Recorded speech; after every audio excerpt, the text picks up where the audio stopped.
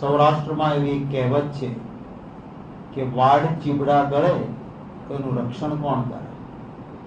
જો રક્ષક જ ભક્ષક બને તો રક્ષણ ક્યાંથી?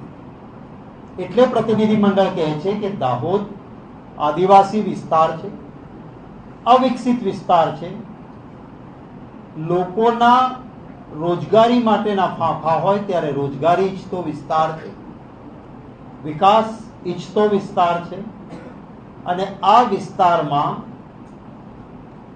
તમારા ભાજપની સરકારમાં મિનિસ્ટર છે, એના 2 દીકરાઓ, એના સામે એફઆઈઆર થઈ છે.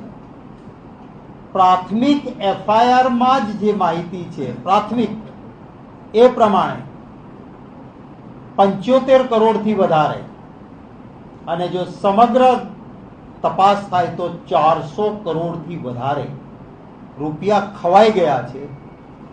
અને આમાં તહોમતદાર તરીકે ભાજપના મિનિસ્ટરના 2 દીકરાઓ જેલમાં છે. હવે જો એ જ ચોર, એ જ પોલીસ અને એ જ ન્યાયાધીશ આવું ચલાવવાનું હોય તો ભ્રષ્ટાચાર રોકાય નહીં.